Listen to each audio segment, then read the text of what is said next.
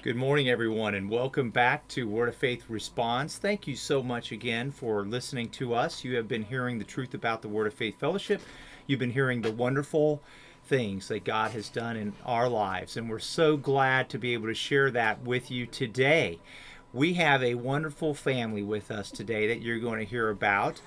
Sitting right next to me is Alex and Yvette. They came here from Texas in 1999. They've been here 19 years.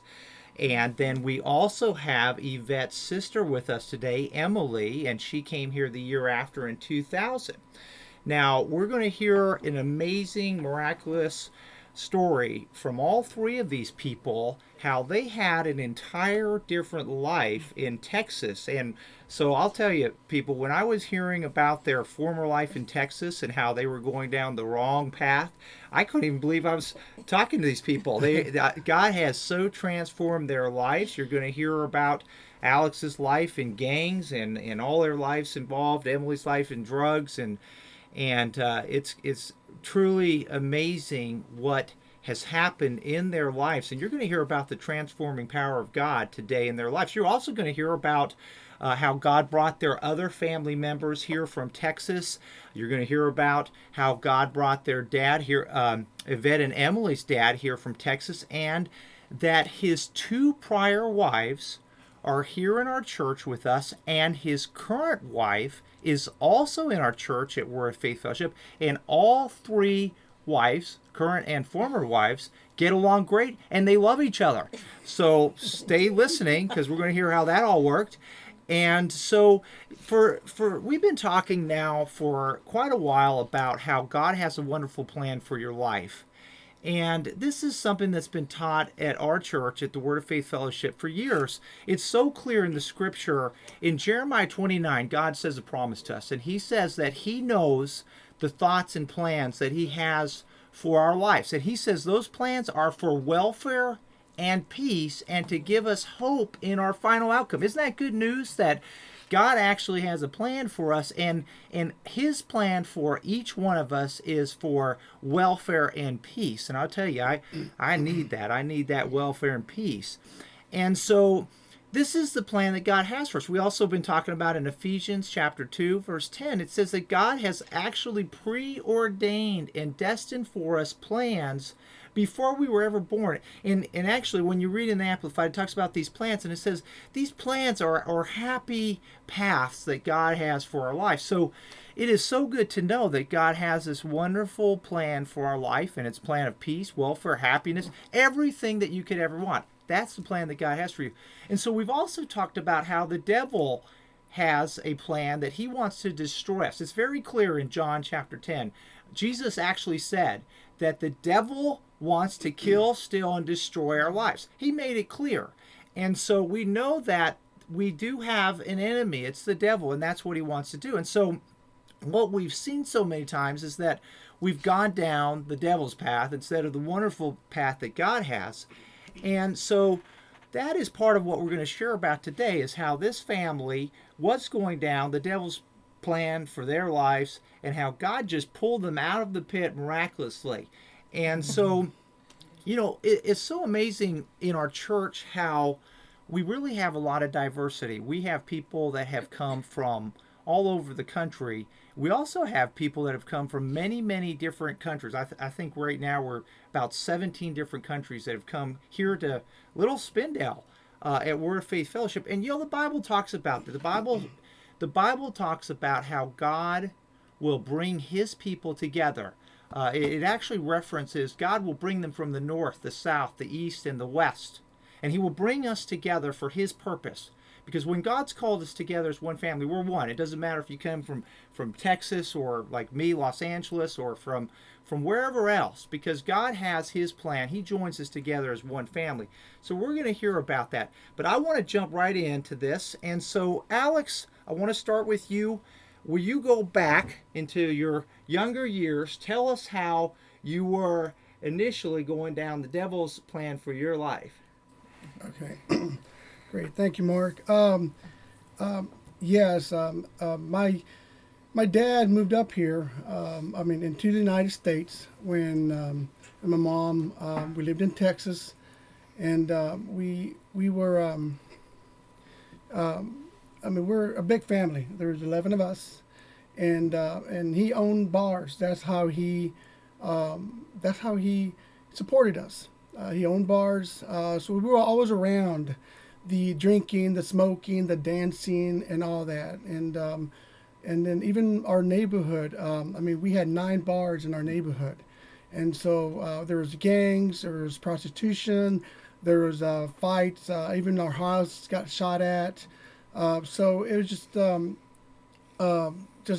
life that we lived back then. You know, we didn't know any better life than what we were living then. You know, but I do remember when we were young. I mean, my parents, they tried their best, you know, but they knew this Spanish minister, and they would call him, and it was Church of Christ, and they would come and pick us up in the bus and would take us to church. So I knew at that point that there was a better way of life, but we still had this lifestyle that we were living, and so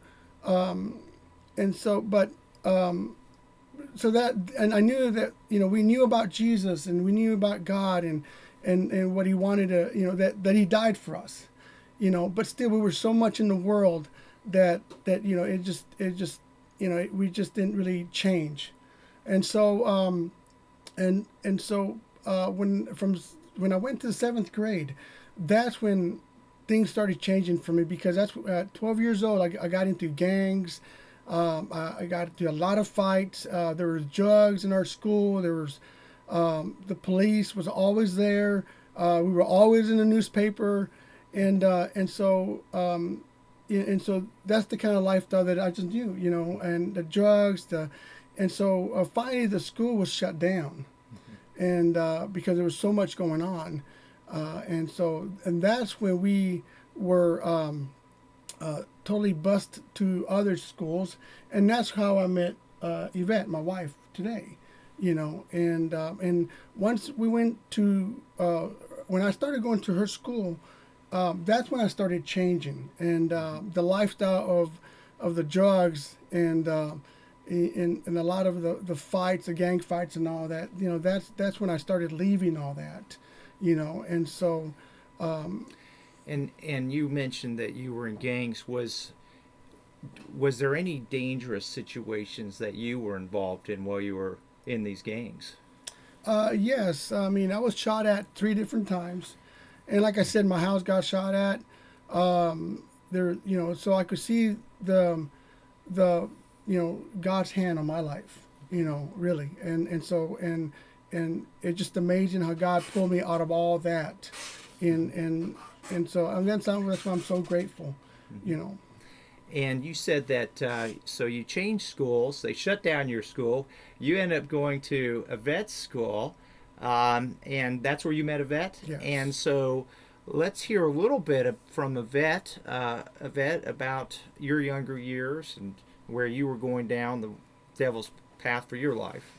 Thank you very much. Thanks, Mark. Thank you so much, Jim, for giving us the opportunity. I'm really excited because God's really given us the opportunity to actually speak truth and tell about really what the truth is about what, you know, how God has changed our lives here in our church, you know. You know, we had a pretty much normal upbringing, you know, our parents, you know, for a little while. About 12 years old, my parents, you know, they'd been married for 13 years. And, you know, they did the best they could. You know, they both had good jobs. They supplied well, you know, I mean, they provided for us. And it was, as far as we were concerned, happy, you know. I mean, you know, there were things here and there, but, you know, overall. And then one day Dad came in, and we were very close to our dad. I'll say that first. We were very close to Dad because he was always kind of someone who searched, you know, was really seeking God. We grew up in the Catholic Church, but he was always, you know, he bought some Bible story books, and he would try and put us to bed. Him and my mom actually, before they were married, because they married very young, they actually had me at 18 and 19 years old. So because they were so young, you know, their lifestyle before that, they both were in gangs. You know, my dad was in gangs. My mom, you know, was kind of the popular girl, you know. So they, you know, had a bit of a party lifestyle. I say a bit. It was a big bit of a party lifestyle before that. And so they tried their best to settle down. Dad said that really was a changing point in his life when I was born. And he really settled down, and he was a family man. He came from a big family himself. And so 13 children. yeah, 12, 13 children. It was 13 when passed away, but it was 12 children. And so he really loved that family life. And so he was determined to do what he could, the best for us, you know. And so he'd come in and he'd read us Bible stories and he'd play with the different things like that. And so, you know, we were very close to him. So then, you know, about 12 years old, right before I went to the 7th grade, you know, he sat us down and he said, you know, that he was going to leave. He was going to live in a different house, you know, and him and Mom couldn't work it out.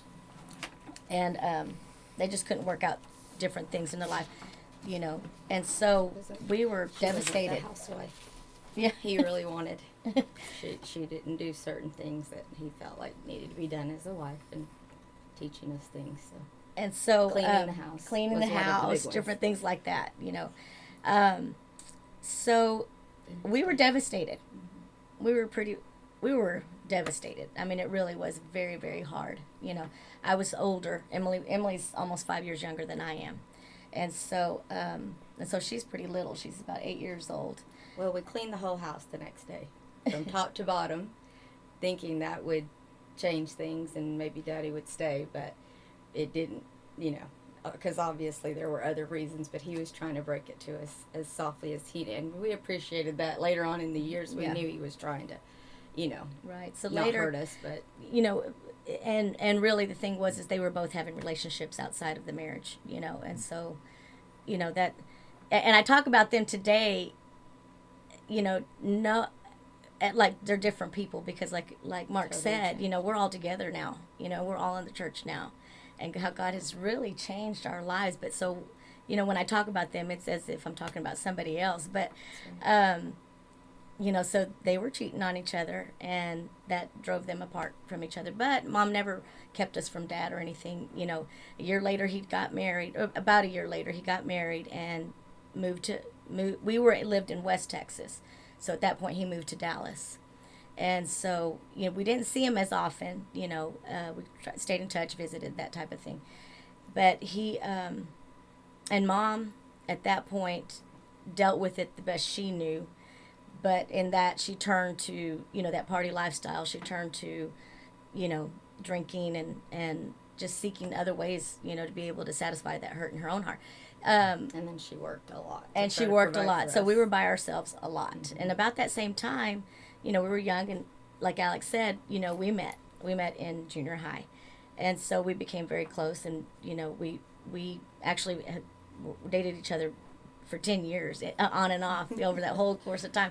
But back then, you know, so Alex, because Mom was gone, you know, there were times that she'd be gone, you know, even all night. And so, you know, we were afraid at times. And so Alex would come, you know, and this is, we're about 16, 17, somewhere in there. I am. And so he'd come and stay the night over at the house. Well, there was one night that we were all there, and I had set the alarm at 4 o'clock in the morning because I didn't want Mom to know that he was there. And so, you know, but we didn't want to be by ourselves, you know. And so, anyway, so I woke up to turn the alarm clock off, and I turned around, and the house was full of smoke. And when I walked out of the bedroom, I saw that our bathroom was totally ablaze in fire, and that was a scary thing. And so as I woke them up, and because it's just us three, and woke us all up, and then ran to the phone, and the phone lines were dead. There was no way we could get out. There was no way we could get we were help. trying to put the fire out. There was no way. The gas knob had broken off, so it was filling the house with gas. We didn't know it. Fire was blazing, and Emily's about 10. You know, I'm maybe 15, 16, something like that. She I runs ran out of the outside. house. She runs And by outside. the mercy of God, I mean, it's 4 o'clock in the morning, and our neighborhood was very quiet. We didn't have, patrolling police and things like that, like the South Side had. But there was a police officer driving by, And I waved him down and I said, you know, we need help. Stop! Our house is Yeah. on fire. And so Yeah. he said, what is it? And he said, y'all need to get out of there right now. He said that place could blow up.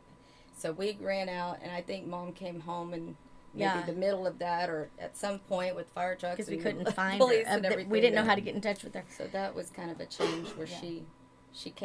she started coming, Well, Well, at her that boyfriend point, moved in yeah, at after that that. point, she didn't. want to leave That us. pretty much crushed her. She didn't like that she had left us, so Yeah. she moved. You know, her boyfriend moved in with us, and I had moral.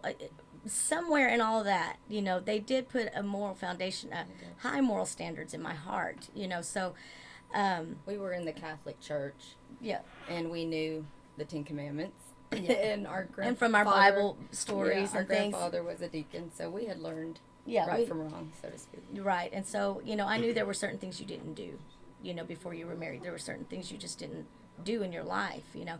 And so I always had that in my heart. There was always a place in my heart that I wanted to do. I wanted to know God. I wanted to do what was right. You know, I just knew that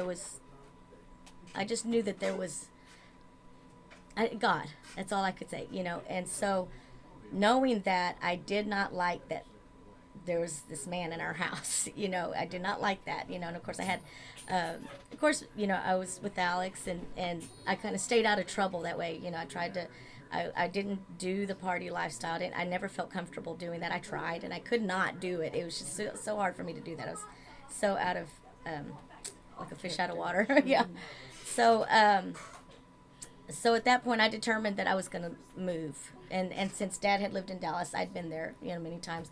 Dad had started attending a really large church there, and I liked it there. And actually, Dad gave us a Bible in that whole time frame. I was probably about 12 years old. That was the first time we'd had a Bible. Sent us our first Bibles. Our first Bibles, and then we read, and so I'd read it occasionally, you know, and there were different places that God spoke to me out of there.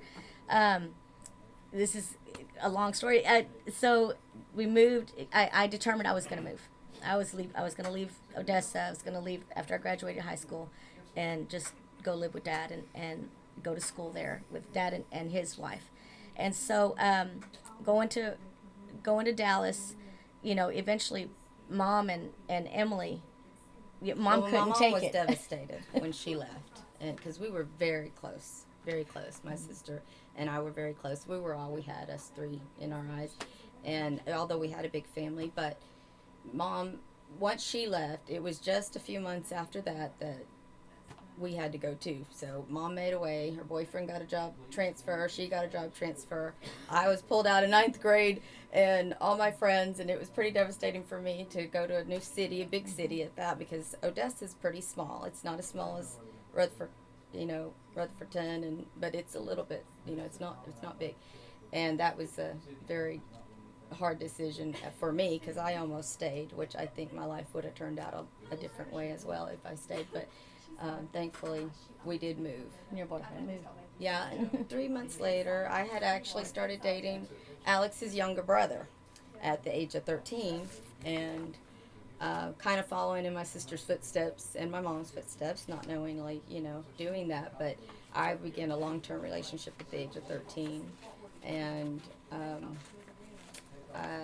we were in the middle of that relationship when she moved. So when she moved and we moved, my mother, her boyfriend, and I, and then Alex's little brother, my boyfriend, moved in 2 months later. And needless to say, I ended up becoming pregnant at 15 years old and having my first child, my son, at 15. And I kind of dealt with things differently than my sister. Unfortunately, I kind of went another way. She sought God, and I went the way of the partying and pushing down and finding another way, an outlet to deal with the hurt, you know. So even though I had a foundation in me somewhere, I did love Jesus. I knew that there was right and wrong, and I actually had read the whole book of Revelations when I first got my Bible, and that put the fear of God in me, that Jesus was coming back one day, and he was coming for a bride without spot, wrinkle, or blemish. And I didn't know what that meant, but I knew somewhere that meant you had to be not in sin, you know. So anyhow, we end up all in Dallas together, and we end up all going to the church that my dad was Right. going We all to. ended up in that big church there. And he was the church there was it was a mega church, so there were thousands of people. So, we tried to do, in the meantime, Alex and I, of course, had gotten older into our early 20s and got married, and soon after had our son, and so we were trying to, as always, I just wanted to seek God. I just wanted We the will of wanted God. better for our children. Yes. We did want better for our children. Right. And we never wanted our children to experience the life that we lived, and so Because we didn't clean and we didn't know how to do. we didn't know how to do different- anything. we we were- raised ourselves. Yes, we raised ourselves, so it was hard. With mom gone, dad gone, it's just us. We Alex got our helped two us to learn how to cousins. clean. Alex would come over and help us to do dishes and different things like that. So we We raised ourselves. so we wanted our children to learn Different. a little bit different. And so about that time, we were seeking God, and Dad, there was a team that actually went down, or I say it was ministers, Sam and Jane and the pastors here and ministers from this church actually went down to that big church in Dallas. And the pastor there was having a hard time and was going through some things himself, and had, requested, for them to help. And so, had met through different connections, and that, which is a story in itself. And so, that those ministers came down to our church, and, before all that time, before we even had done all that, just out of my place of seeking God and just really wanting God, I'd lay on my face constantly, especially after we had our son. And I just wanted God's will, and I knew that there was something different. I just wanted to know how to pray. I mean, I was like, God, being raised, in the church, but you're living in the world, you don't, there's so much confusion about your lifestyle. And if you're really, am I going to go to heaven? Am I going to go to heaven? And it was just like, the different ones that were in places of ministry didn't walk that lifestyle. They didn't have it, So, even I tried to listen to Christian music, and it was like, I'd find out about the different singers, and they were having adulterous affairs too. And I'm thinking, that's what my family, that's my parents, And I just couldn't, I'm like, God, is there anybody who serves you, anybody who really is genuinely walking with you, true ministers, true, people who live what they preach. It really was what it was, who lives what they preach. And so at that time, I'd been crying out to God and asking about, and even myself. I didn't want to be a hypocrite myself. And I, there were areas in my life I was, because I didn't have Jesus. I was not, I tried, but I could not get there. We were Romans 7, trying to do the things that we knew were right to do and had no ability to walk it out, to live it. You were constantly Doing knew the it things was you right, didn't but wanna you do. constantly did what you didn't want to do, and you didn't know how to get out of that. I went to the altar probably 25 times, going down and saying the sinner's prayer and trying everything I had, and it just, to me, was like, this doesn't work. This doesn't work. And I know a lot of people feel that way because they don't come to Jesus, and they don't really meet Jesus sometimes through those altar calls and different things, and so you get discouraged, and we were discouraged at this point. I think I was in and out about that time. Yeah. I had been having troubles with her dad, Isaac's dad, my son, and we broke up, and I was absolutely devastated. So I went full-fledged again into the world, and instead of seeking God further. And then shortly after, I think I met Jay, and we started coming back to church, got married against everybody's wishes. Everybody warned me and begged me, do not marry that man, and I married him anyway. But the first, again, we had a child, and I found myself back in church. And I think that's about the time they did all come. Right. And we heard them preach. Right. And it was like rivers of rushing waters, just the truth It for the was. first time. It was, because, there was a minister there that had stayed over, Sam and Jane and some of the ministers went over for a week and had a seminar there in Dallas. And we weren't there at that point, but my dad and my stepmom, they said, you have got to get there. And my dad was like, this is the real deal.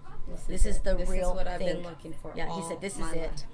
He said, you've got to get there. Whatever you do, get there. Whatever you need to do. Didn't he say something to you? Yeah, he actually said to me, he said, do whatever you have to do, even if you have to be off of work for a whole week. You've got to be here. And we didn't go. We didn't see the seriousness of what he was feeling, because I've always think back. I said, well, what would it have been if we would have gone at that time? I mean, I knew we would have been changed then, but God through his mercy, They stayed over, so that was right. mercy for us. So, but we didn't go, but like I said, God through his mercy, we were able to come back around with it all. Right. So that minister was preaching about just that same thing, about you wanted to be a Christian, you wanted to live a godly life, you wanted to do what was holy, you wanted to live according to the book of Acts. I mean, it's very clear in there about loving each other and sharing things, alike, and just laying down your life for others. And, and that was my heart, but I had no idea how to get there. And here he's preaching about that. And I'm thinking, this is it. This is exactly, about... He actually shared about his experience where he wanted to die. I mean, this is our pastor. Oh, I'm actually talking about Douglas at this Douglas, point. Yeah. I'm sorry. Douglas, who had shared here in the radio station, where he was the one that had stayed over. Okay. And he had shared about how, we needed deliverance. Even as Christians, we needed deliverance. And taught about the widow, with the issue of blood. And how, Jesus said, even this daughter of Abraham, shouldn't she be free? Where the Pharisees were just, you're healing on the Sabbath, that type of thing.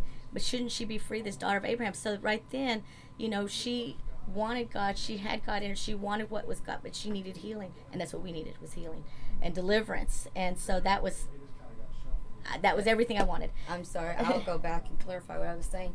Our pastor had come to get help. In the big church. From the big church, our pastor came here to get help.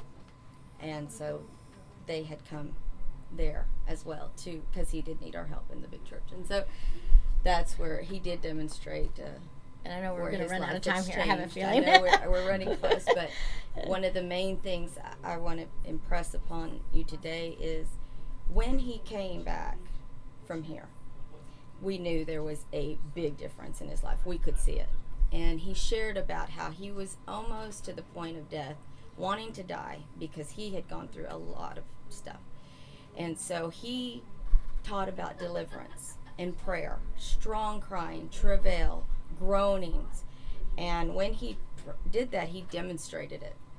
And he wailed out to God from the depths of his being. Mm-hmm. And it hit you like a ton of bricks. And it was like, that I remember was what today. I wanted. We knew that's it, and he talked about having devils, where demons come in you because of things you've opened yourself up to all your life, and why you can't, a lot of times you can't change because you don't have deliverance. Right. And it was key. That was it. Mm-hmm. And we are out of time, and they're going to come back for us on Friday, because this is right at the time when God really starts speaking to their hearts. You just heard Emily share about the prayer that God was showing them to pray for God to really let the Spirit of God help them as they pray and transform their life. So we're going to pick back up on Friday, because there's a whole lot more that God does in their lives and really starts to transform them, and God really shows them His ways. So I hope that you will tune in. That'll be Friday at 8:30. Remember that our website has all of our radio programs. So you can go to wordoffaithfellowship.org, and you'll see the radio program link. You can go to that, and you can watch all our programs. You'll also learn a lot about our church. Thank you. I hope you have a great day.